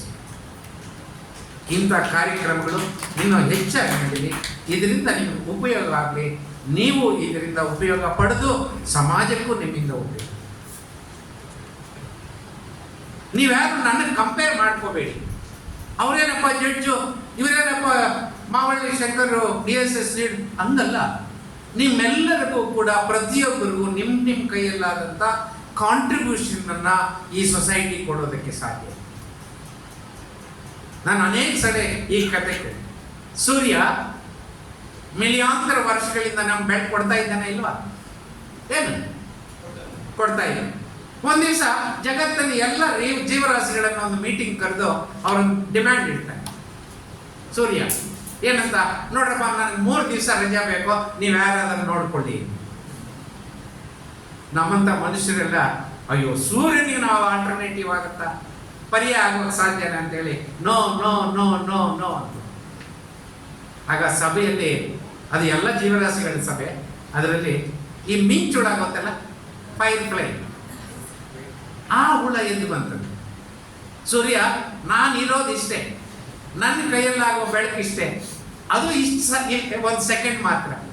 ನನ್ನ ಕೈಯಲ್ಲಾದ ನಾನು ಕೊಡ್ತೀನಿ, ನನ್ನ ಬಳಗನ್ನೆಲ್ಲ ಒಪ್ಪಿಸ್ತೀನಿ, ನಾವೆಲ್ಲ ನಮ್ಮ ಕೈಯಲ್ಲಾದ ಬೆಳಕನ್ನು ನಾವು ಕೊಡ್ತೀವಿ. ಅದೇ ರೀತಿ ಪ್ರತಿಯೊಬ್ಬ ಜೀವರಾಶಿಯನ್ನು ತನ್ನ ಕೈಯಲ್ಲಾದ ಬೆಳಕನ್ನು ಕೊಡೋದಕ್ಕೆ ಸಾಧ್ಯ ಆದರೆ ನೀನು 3 ದಿವಸ ಅಲ್ಲ 3 ತಿಂಗಳು ರಜಾ ಹೋಗು. ನಾವು ಸೂರ್ಯ ಆಗೋದು ಬೇಡ, ಮಿಣುಕುಳಾಗಬೇಕು. ಅದು ನಮ್ಗೆ ಆದರ್ಶ. ಅಷ್ಟು ಸೇವೆ ನಾವು ಮಾಡಿ. ನನಗೆ ವೆಂಕಟೇಶ್ ಗೌಡರು ಹೇಳ್ತಿದ್ರು, ನಾವು ಇಂಥದ್ದು ಮಾಡೋಕ್ಕಾಗದೇ ಇದ್ರು ಮಾಡುವವ್ರಿಗೆ ಬೆಂತಾಗಬೇಕು, ಮಾಡೋರಿಗೆ ಒಂದಷ್ಟು ಸಹಾಯ ಮಾಡಬೇಕು, ಮಾಡೋರಿಗೆ ಒಂದು ಅಸಿಸ್ಟೆನ್ಸ್ ಮಾಡಬೇಕು. ನಾವು ಇಷ್ಟು ಕೆಲಸ ಮಾಡಿಕೊಂಡ್ರೆ ಈ ದೇಶದಲ್ಲಿ, ಈ ರಾಜ್ಯದಲ್ಲಿ ನಾವು ಒಂದು ಮಾತ್ರವಾದ ಬದಲಾವಣೆಯನ್ನು ತರೋದಕ್ಕೆ ಸಾಧ್ಯ. ಅದು ನಮ್ಮ ಅನುಭವದಿಂದ ನಮ್ಗೆ ಗೊತ್ತಾಗಿದೆ. 5 ವರ್ಷಗಳ ಹಿಂದೆ ಸಂವಿಧಾನದ ಬಗ್ಗೆ ಮಾತಾಡ್ಕೊಳ್ತಕ್ಕಂಥ ಜನಾನೇ ಇಲ್ಲ. ಇವತ್ತು ಎಲ್ಲಿವರೆಗೂ ಬಂದಿದ್ರೆ ಸಂವಿಧಾನ ರಕ್ಷಕರು ನಾವೇ ಅಂತ ಒಂದು ಪಾರ್ಟಿ ಹೇಳಿದ್ರೆ, ಸಂವಿಧಾನ ನಿಮಗಿಂತ ಜಾಸ್ತಿ ರಕ್ಷಣೆ ಮಾಡೋ ನಾವು. ಇದು ನೋಡ್ರಿ ಕಾಂಪಿಟೇಷನ್.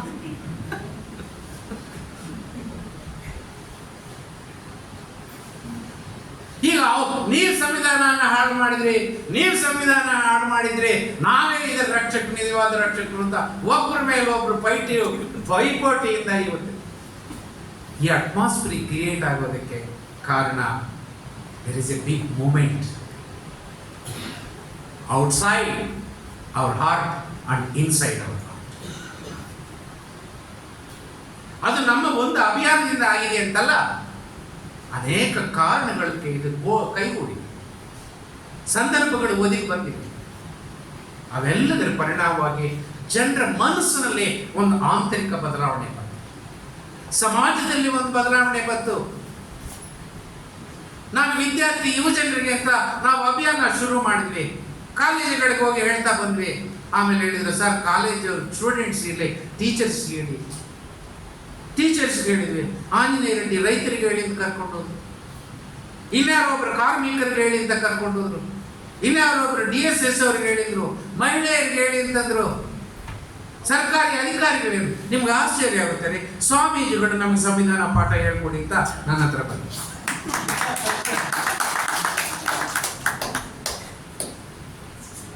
ಹಾಗಾಗಿ there is hungry among the people in the country to know about the Indian Constitution.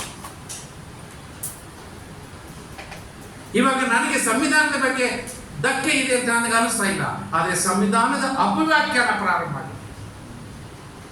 ಮೇಲ್ನೋಟಕ್ಕೆ ಅಂಬೇಡ್ಕರ್ಗೆ ನಮಸ್ಕಾರ, ಮಹಾತ್ಮ ಗಾಂಧಿಗೆ ನಮಸ್ಕಾರ,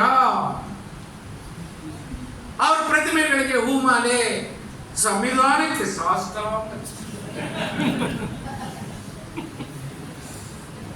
ಆದರೆ ಸಂವಿಧಾನದ ಸಮಸ್ಯೆಗಳನ್ನ, constitutional institutions is being dismantled every day. Constitutional provisions are misinterpreted. Constitutional provisions are being made irrelevant. ನಾನು ಅದಕ್ಕೆ ಒಂದೊಂದನ್ನು explain ಮಾಡ್ತಾ ಹೋದ್ರೆ ನಿಮಗೆ ಒಂದೊಂದು ಸಬ್ಜೆಕ್ಟ್ ಬಗ್ಗೆ ನಾನು 1 hour ಪಾಠ ಮಾಡ್ತೀನಿ. But this is what is going. ಈ ಸತ್ಯನ ನಾವು ಜನರಿಗೆ ತಿಳಿಸ್ಬೇಕಾಗಿದೆ. ಅದು ನೀವು ತಿಳ್ಕೊಂಡ್ರೆ ಮಾತ್ರ ಜನರಿಗೆ ತಿಳಿಸೋದಕ್ಕೆ ಸಾಧ್ಯ. ಹಾಗಾಗಿ ಈ ದಿಕ್ಕಿನಲ್ಲಿ ನಿಮ್ಮ ಪ್ರಯತ್ನಗಳು ಜಾಸ್ತಿ ಆಗಬೇಕು, ನಿಮ್ಮ ಎಫರ್ಟ್ ಜಾಸ್ತಿ ಆಗಬೇಕು, ನಿಮ್ಮ ಜ್ಞಾನಾರ್ಜನೆ ಜಾಸ್ತಿ ಆಗಬೇಕು. ಅದಕ್ಕೆ ನಾನು ಇದರಲ್ಲಿ ನೀವು ಕೊಟ್ಟಿರ್ತಕ್ಕಂಥ ಒಂದು ನನ್ನ ಲೇಖನದಲ್ಲಿ ಒಂದು ಕಡೆ ಹೇಳಿ, if you want to prepare for a speech you must first learn. If you want to learn, you have to listen. If you want to listen, try to be silent. ಮೌನವಾಗಿರೋದನ್ನು ಕಲ್ತರೆ ಮಾತ್ರ ಇನ್ನೊಬ್ಬರನ್ನ ನಾವು ಕೇಳೋದು. ನಾನು ಇಲ್ಲಿ ಕೆಲವೊಂದು ಅಬ್ಸರ್ವ್ ಮಾಡ್ತಿದ್ದೆ, 10 ನಿಮಿಷ ಅಲ್ಲಿ ಕೂತ್ಕೊಳ್ಳೋದು ಸಾಧ್ಯ ಆಗೋಲ್ಲ. ಈ ಫೋನ್ ಬಂದು ನೋಡ್ತಾರೆ, ಯಾರೋ ಹೋಗ್ತಾರೆ, ಈ ಮೊಬೈಲ್ ನೋಡ್ತಾರೆ. 10-15 ನಿಮಿಷ ಒಂದು ಕಡೆ ಕೂತ್ಕೊಳ್ಳೋಕ್ಕಾಗಲ್ಲ. ಇನ್ನು ಕೂತ್ಕೊಳ್ಳೋಕೆ ಸಾಧ್ಯ ಇಲ್ಲವನೋ ಕೇಳಿಸ್ಕೊಳ್ಳೋಕೆ ಸಾಧ್ಯನಾ? ಕೇಳಿಸ್ಕೊಳ್ಳದೆ ಇರೋನು ಕಲಿಯೋಕೆ ಸಾಧ್ಯನಾ? ಕಲಿಯೋಕೆ ಸಾಧ್ಯ ಇರೋನು ಭಾಷಣ ಮಾಡೋಕೆ ಸಾಧ್ಯನಾ?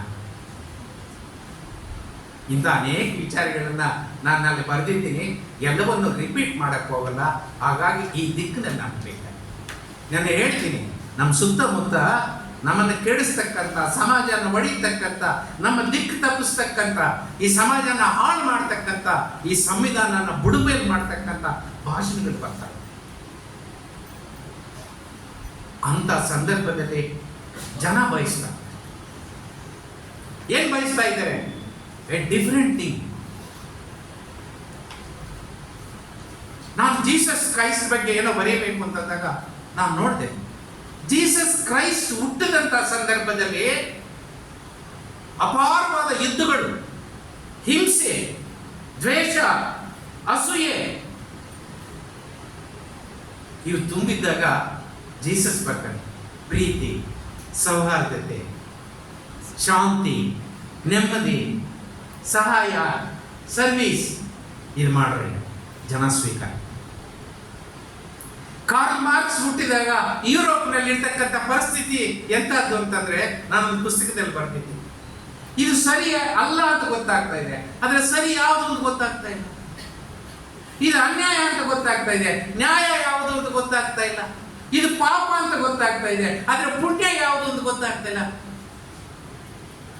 ಇಂಥ ದ್ವಂದ್ವ, ಗೊಂದಲ ಇರ್ತಕ್ಕಂಥ ಸಂದರ್ಭದಲ್ಲಿ ಮಾರ್ಕ್ಸ್ ಹುಟ್ಟು ದಾಸ್ ಕ್ಯಾಪಿಟಲ್ ಬಂದ.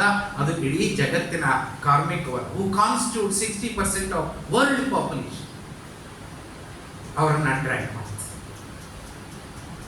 ಅದೇ ರೀತಿ ಪೈಗಂಬರ್ ಪ್ರೊಫೆಟ್ ಅವರು ಜನಿಸಿದಾಗ ಅರಬ್ ದೇಶಗಳಲ್ಲಿ ಎಂತ ವಾತಾವರಣ ಅಂತಂದ್ರೆ ಲೂಟ್. ಅಲ್ಲಿ ಕೃಷಿ ಇರಲಿಲ್ಲ, ಕೈಗಾರಿಕೆ ಇರಲಿಲ್ಲ, ಒಬ್ಬರು ಇನ್ನೊಬ್ಬರನ್ನ ದೋಚಿ ಬದುಕುವಂತಹದ್ದು. ದೋಚಬೇಕಾದ್ರೆ ನೀನು ಸುಮ್ಮನೆ ಬಿಟ್ಬಿಡ್ತೀಯ, ನೀನು ಕಷ್ಟಪಟ್ಕೊಂಡಿರೋ ಸಂಪತ್ತನ್ನ? ಇಲ್ಲ, ನೀನು ರೆಸಿಸ್ಟ್ ಮಾಡ್ತೀಯ, ಆಗ ನೀನು ಕೊಲ್ಲಬೇಕು.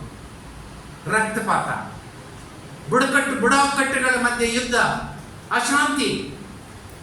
ಇಂತಹ ಸಂದರ್ಭದಲ್ಲಿ ಅಲ್ಲ ಯೋಗ್ರ, ನೀವೆಲ್ಲ ಒಂದು ಪ್ರದೇಶದಲ್ಲಿರೋರು, ಒಂದು ಭಾಷೆ ಮಾತಾಡೋರು, ಒಂದು ಉಡುಪು ಹಾಕೊಳ್ಳೋರು, ಒಂದು ಆಚಾರ ವಿಚಾರ ಇರೋರು, ಶಾಂತಿಯಿಂದ ಬದುಕೋಕ್ ಸಾಧ್ಯ ಇಲ್ವಾ? ಆದ್ರೆ ದಿನನಿತ್ಯ ಯುದ್ಧ ಮಾಡ್ತಕ್ಕಂಥ ಜನರಿಗೆ ಶಾಂತಿ ಪಾಠ ಏನ್ ಕಲ್ಸೋದು? ಹೇಳಿದ್ರು, ನೀನ್ ಬೆಳಿಗ್ಗೆ ಇದ್ರೆ ಪ್ರೇಯರ್ ಮಾಡಬೇಕು, ಮಧ್ಯಾಹ್ನ ಆದ್ರೆ ಪ್ರೇಯರ್ ಮಾಡಬೇಕು, ಸಂಜೆ ಆದ್ರೆ ಪ್ರೇಯರ್ ಮಾಡಬೇಕು, ಈವ್ನಿಂಗ್ ಆದ್ರೆ ಪ್ರೇಯರ್ ಮಾಡಬೇಕು, ರಾತ್ರಿ ಆದ್ರೆ ಪ್ರೇಯರ್ ಮಾಡಬೇಕು, ಯುದ್ಧ ಭೂಮಿಯಲ್ಲಿದ್ರು ಪ್ರೇಯರ್ ಮಾಡಬೇಕು. ಕನಿಷ್ಠ ಒಬ್ಬ ಮನುಷ್ಯ ಅಷ್ಟು ಸಮಯಗಳಲ್ಲಾದ್ರೂ ಶಾಂತಿಯಾಗಿರ್ತಾನೆ. ಇದು ಪ್ರೋಫೆಟ್ನ ಶಾಂತಿಯ ಸಂದೇಶ. ಈ ತರ ಅನೇಕ ವಿಚಾರಗಳನ್ನ ನಾನು ನಿಮ್ಮ ಹತ್ರ ಹೇಳ್ತಾ ಅನೇಕ ಬುದ್ಧನ ವಿಚಾರಗಳು ಹಂಗೆ ಆಕರ್ಷಣೆ ಆಗಿದ್ದು. ನಾವೆಲ್ಲ ಕುರಿಯನ್ನ, ಕೋಳಿಯನ್ನ, ಮೇಕೆಯನ್ನ ಬಲಿ ಕೊಡೋದು ನೋಡಿದ್ವಿ. ಅಲ್ಲದೆ ಎತ್ತು ಎಮ್ಮೆಯನ್ನು ಕೊಟ್ಟರು, ಅಲ್ಲಿಗೂ ಮನುಷ್ಯನ ಸಮಾಧಾನ ಇಲ್ಲ. ನಾರ್ಮಲಿ ಅಲ್ಲಿಗೂ ಅವ್ರಿಗೆ ಸಮಾಧಾನ ಇಲ್ಲ. The most secret sacrifice is sacrifice of a pure girl.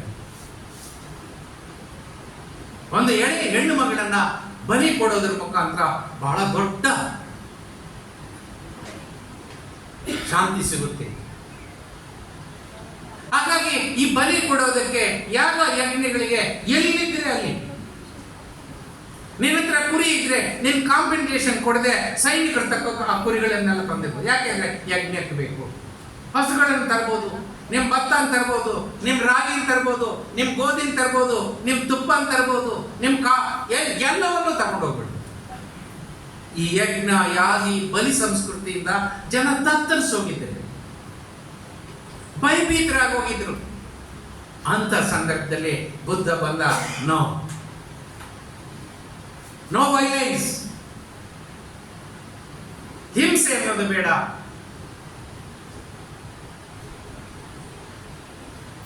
ಆ ರೀತಿ ಜನರಿಗೆ ಒಂದು ಪರ್ಯಾಯ, ಆಲ್ಟರ್ನೇಟಿವ್ ಅನ್ನ ಆ ಬುದ್ಧ ಕೊಡೋಕೆ ಸಾಧ್ಯ ಆಯ್ತು. ಜನ ಸ್ವೀಕಾರ ಮಾಡಿದ್ರು, ಜಗತ್ತಿನಾದ್ಯಂತ ಬುದ್ಧಿಸಂ ಬೆಳೆಯೋಕೆ ಸಾಧ್ಯ.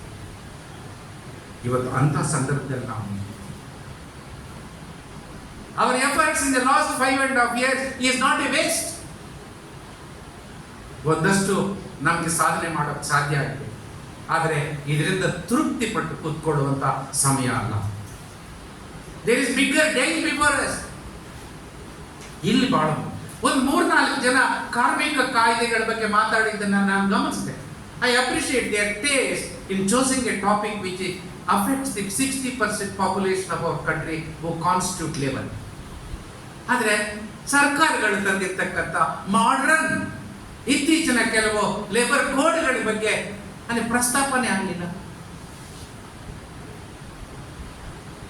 ಅದೇ ರೀತಿ ಅನೇಕ ವಿಚಾರಗಳಿವೆ. ಅದು ಕಲ್ಯಾಣ ರಾಜ್ಯ ಆಗ್ಬೋದು, ಪ್ರಜಾಪ್ರಭುತ್ವ ಆಗ್ಬೋದು, ಜಾತ್ಯತೀತ. ಇದ್ರ ಬಗ್ಗೆ ನಮಗೆ ಕ್ಲಾರಿಟಿ ಬೇಕು.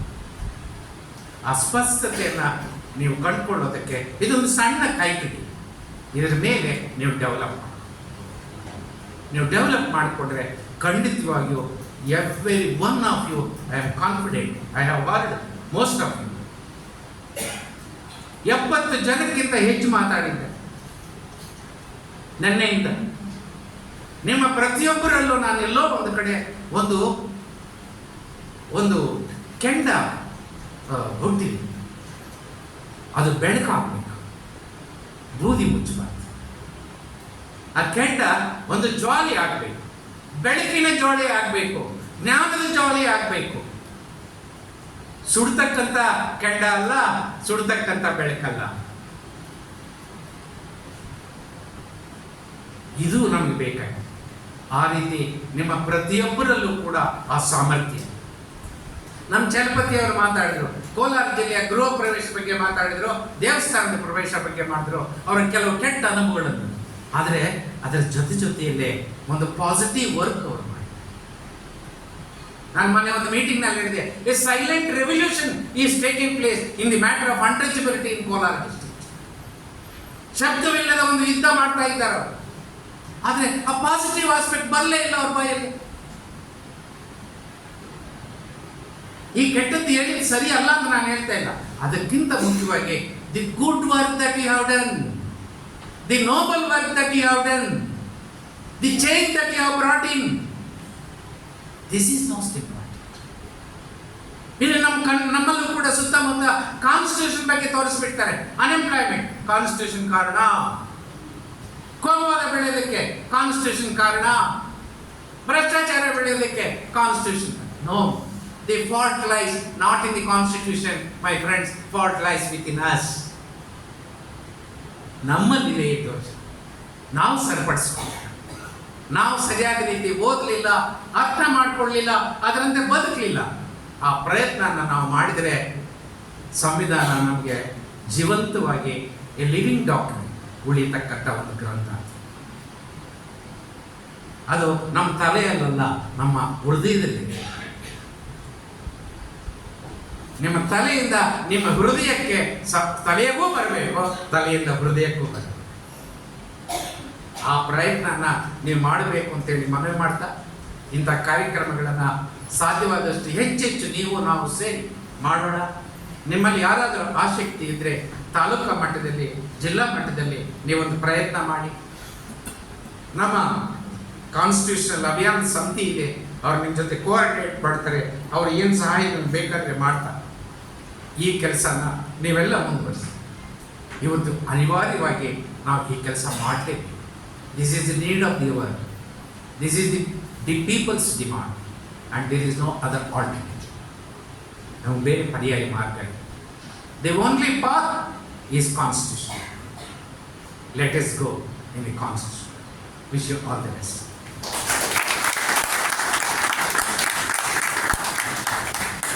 ನಮ್ಮನ್ನು ತಾವು ತಿದ್ದುಕೊಳ್ಳೋದ್ರ ಮುಖಾಂತರ ಮತ್ತೊಬ್ಬರನ್ನು ತಿದ್ದೋದಕ್ಕೆ ಸಾಧ್ಯ ಎಂಬ ಕಿವಿ ಮಾತನ್ನು ಹೇಳೋದ್ರ ಮುಖಾಂತರ ನಿತ್ಯದ ಒಂದು ಅಧ್ಯಯನಶೀಲತೆಯಿಂದ ತಾವೆಲ್ಲರೂ ಕೂಡ ನಾಗಮೋಹನ್ ದಾಸರಾಗಬೇಕು, ಹಾಗೆಯೇ ಮಾವಳಿ ಶಂಕರರಾಗಬೇಕು ಅಂತ ತಮ್ಮೆಲ್ಲರನ್ನು ಎಚ್ಚರಿಸಿದಂಥ ನ್ಯಾಯಮೂರ್ತಿ ನಾಗಮೋಹನ್ ದಾಸರವರಿಗೆ ತಮ್ಮೆಲ್ಲರ ಪರವಾಗಿ ಪ್ರೀತಿಯ ಧನ್ಯವಾದಗಳನ್ನು ತಿಳಿಸ್ತಾ, ಸ್ನೇಹಿತರೆ, ಈ ಕಾರ್ಯಕ್ರಮ ಮುಗಿದ ನಂತರ ಎಲ್ಲರ ಜೊತೆಯಾಗಿ ಒಂದು ಫೋಟೋ ಕಾರ್ಯಕ್ರಮ ಇರುತ್ತೆ. ದಯಮಾಡಿ ಅದನ್ನು ಮುಗಿಸಿ ಪ್ರಮಾಣ ಪತ್ರವನ್ನು ಸ್ವೀಕರಿಸಿ ಅನಂತರ ತಮ್ಮ ಹಳ್ಳಿಗಳಿಗೆ ತೆರಳಬೇಕು ಅಂತೇಳಿ ಮನವಿ ಮಾಡಿಕೊಳ್ತಾ, ಈ ಕಾರ್ಯಕ್ರಮದಲ್ಲಿ ಉಪಸ್ಥಿತರಿರ್ತಕ್ಕಂಥ ಈ ನಾಡಿನ ಹೋರಾಟಗಾರರಾದಂಥ ಮಾವಳಿ ಶಂಕರ್ ಸರ್ ಅವರಿಗೆ ಒಂದು ಸಂವಿಧಾನ ಓದು ಪುಸ್ತಕವನ್ನು ನೀಡೋದ್ರ ಮುಖಾಂತರ ತಾವು ಈ ಕಾರ್ಯಕ್ರಮಕ್ಕೆ ಆಗಮಿಸಿದಂಥ ಮಾವಳಿ ಶಂಕರ್ ಅವರಿಗೆ ಪ್ರೀತಿಯ ಧನ್ಯವಾದಗಳನ್ನು ತಿಳಿಸ್ತಾ ಇದ್ದೇವೆ. ಹಾಗೆಯೇ ಈ ಕಾರ್ಯಕ್ರಮದ ರೂವಾರಿಗಳು ಸ್ಫೂರ್ತಿದಾಯಕರಾದಂಥ ಎಚ್ ಎನ್ ನಾಗಮೋಹನ್ ಸರ್ ಅವರಿಗೂ ಕೂಡ ತಮ್ಮೆಲ್ಲರ ಪರವಾಗಿ ಪ್ರೀತಿಯ ಧನ್ಯವಾದಗಳನ್ನು ತಿಳಿಸ್ತಾ ಇದ್ದೀನಿ. ಹಾಗೆಯೇ ಈಗ ಈ ಒಂದು ಕಾರ್ಯಕ್ರಮ ಯಶಸ್ವಿಯಾಗಿ ನೆರವೇರೋದಕ್ಕೆ ಬಹಳ ಮುಖ್ಯವಾಗಿ ಈ ಒಂದು ಸಭಾಂಗಣ ಅತ್ಯಂತ ಮುಖ್ಯ ಆಗಿತ್ತು.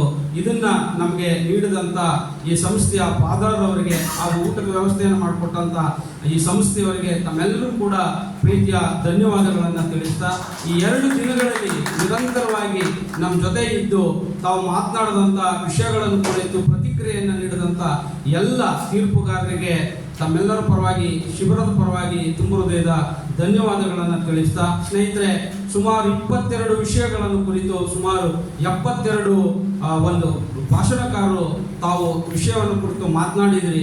ತಮ್ಮೆಲ್ಲರಿಗೂ ಕೂಡ ಈ ಒಂದು ಶಿಬಿರದ ಪರವಾಗಿ ಪ್ರೀತಿಯ ಧನ್ಯವಾದಗಳನ್ನು ತಿಳಿಸ್ತಾ ಇದ್ದೇನೆ. ಹಾಗೆ ಈ ಕಾರ್ಯಕ್ರಮವನ್ನು ಬಿತ್ತರಿಸಿದಂಥ ಮಾಧ್ಯಮ ಮಿತ್ರರಿಗೆ, ಹಾಗೆ ಈ ಕಾರ್ಯಕ್ರಮಗಳನ್ನು ನಿರ್ವಹಣೆ ಮಾಡಿದಂಥ ಎಲ್ಲ ನಿರ್ವಾಹಕರಿಗೆ, ಹಾಗೆ ಈ ಕಾರ್ಯಕ್ರಮವನ್ನು ಆಯೋಜನೆ ಮಾಡಿದಂಥ ಎಲ್ಲ ಸಂವಿಧಾನ ಓದು ಅಭಿಯಾನ ತಂಡದ ಎಲ್ಲ ಪದಾಧಿಕಾರಿಗಳಿಗೂ ಕೂಡ ಈ ಒಂದು ಶಿಬಿರದ ಪರವಾಗಿ ತುಂಬ ಹೃದಯದ ಧನ್ಯವಾದಗಳನ್ನು ತಿಳಿಸ್ತೀನಿ. ಎಲ್ಲರಿಗೂ ನಮಸ್ಕಾರ. ಕಾರ್ಯಕ್ರಮವನ್ನು ನಿರೂಪಣೆ ಮಾಡಿದಂತಹ ರಾಜಣ್ಣ ಅವರಿಗೆ ನ್ಯಾಯಮೂರ್ತಿಗಳು ಪುಸ್ತಕ ರೂಮ್ ಕೀಗಳು ಯಾರು ತಗೊಂಡಿದ್ರಿ ರಾತ್ರಿ ವಾಸ್ತವ್ಯಕ್ಕೆ ಅವರು ದಯವಿಟ್ಟು ರಿಸೆಪ್ಷನ್ಗೆ ರೂಮ್ ಕೀಗಳನ್ನ ತಲುಪಿಸ್ಬಿಡಿ. ಆಮೇಲೆ ಹೊರಗಡೆ ಸಮೋಸ ಟೀ ಇದೆ, ಅದನ್ನೆಲ್ಲ ತಗೊಳ್ಬೇಕು ದಯಮಾಡಿ. ಸರ್ಟಿಫಿಕೇಟ್ ಎಲ್ಲರೂ ತಗೊಳ್ಳಿ, ಸಂವಿಧಾನ ಪುಸ್ತಕ ತಗೊಳ್ಳಿ. ಎಲ್ರಿಗೂ ಧನ್ಯವಾದ.